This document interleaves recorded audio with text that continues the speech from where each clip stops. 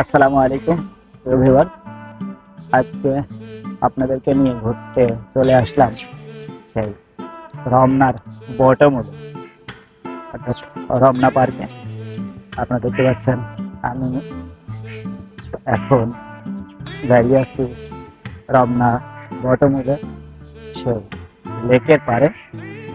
এখানে লেক দিয়ে দর্শনার্থীদের ঘোরাফেরা করার জন্য সুন্দরভাবে ব্রিজের ব্যবস্থা করে রাখা হয়েছে। আপনারা দেখতে পাচ্ছেন আমি সেই ব্রিজটি দিয়ে হাঁটাহাঁটি করছি। আমার পিছন দিকেই সেই লেক রয়েছে এবং চারপাশ জুড়ে শুধু দর্শনার্থী আর দর্শনার্থী। অনেক বড় এরিয়া এটি। এখানে অনেক ধরনের গাছপালা, পশু পাখি আপনি দেখতে পাবেন। ব্যস্ততম শহরের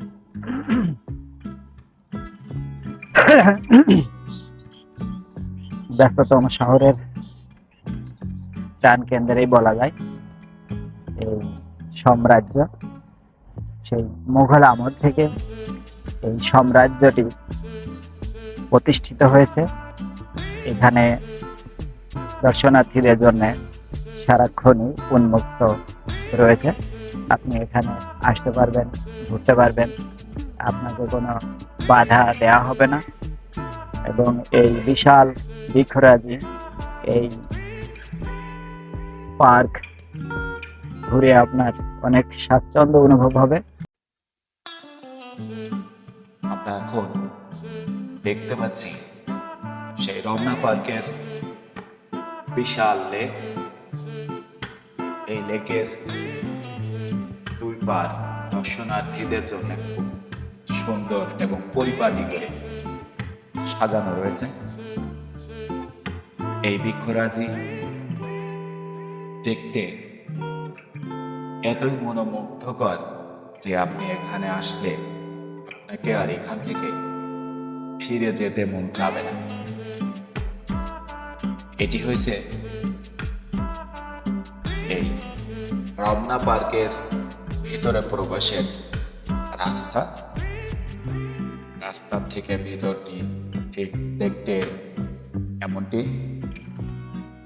এই রাস্তা অতিক্রম করতে তাকে দীর্ঘ সময় অতিবাহিত করতে হবে। ভিতরে প্রবেশের শুরুতেই যদি আপনার বাম হাতের দিকে লক্ষ্য করেন, তাহলে এই যে একটি গাছ দেখতে পাচ্ছেন, এই গাছটি দাঁড়িয়ে আছে কালের সাক্ষী হয়ে। এই গাছের দিকে তাকালেই আপনি বুঝতে পারবেন যে এই পার্কটি কত পুরানা, কত পুরানা স্মৃতি এই পার্ক বহন করে চলছে আজ। দেখতে পাচ্ছেন শুধুই প্রকৃতির লীলা খেলা। এই দেখুন, এই জায়গাটির মধ্যে অসংখ্য কাক খেলা করছে। এরকম অনেক পাখালি আপনার সামনে পড়বে এই পার্কে আপনি যদি ঘুরতে আসেন। এটি হচ্ছে এই পার্কের পানি সরবরাহের একমাত্র টাঙ্কি বলা যেতে পারে। এইখান থেকেই সমগ্র পার্কের গাছপালা এবং পশু পাখি ও মানুষের তৃষ্ণা নিবারণের জন্য যে পানি সরবরাহ করা হয়,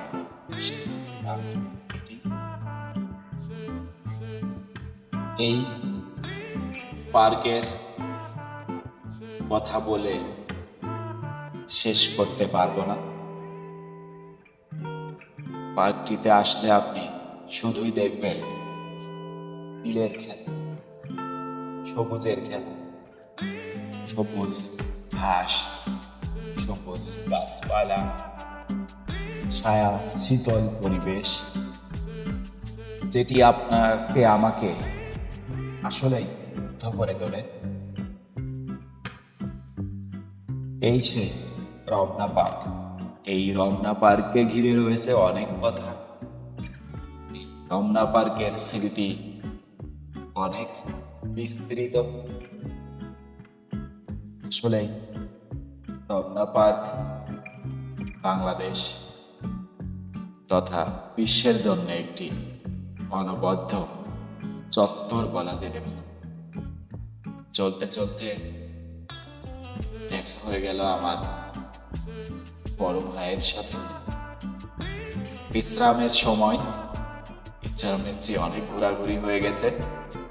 বসে ভাইয়ের সাথে কিছু সময় কাটালাম। আপনারা দেখতে পাচ্ছেন ভাইয়ের সাথে বসে খুশ গল্পে মত্ত।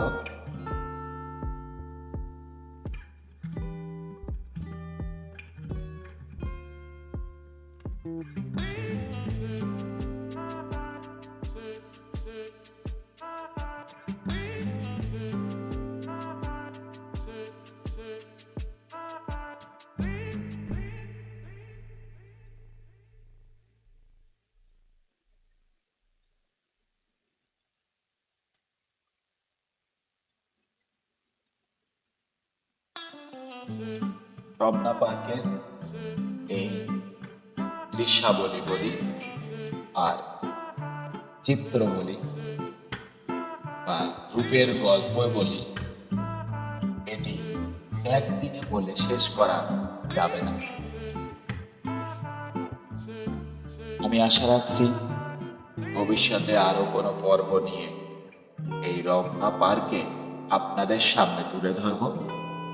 আপনারা আমার সাথেই থাকবেন ইনশাআল্লাহ, এবং এইরকম নতুন নতুন দর্শনীয় স্থান দেখতে আপনারা আমাকে সাহায্য করবেন। পেজটি ফলো করবেন, লাইক শেয়ার করবেন। সাথে থাকার জন্য সবাইকে অনেক অনেক ধন্যবাদ। আসসালামু আলাইকুম।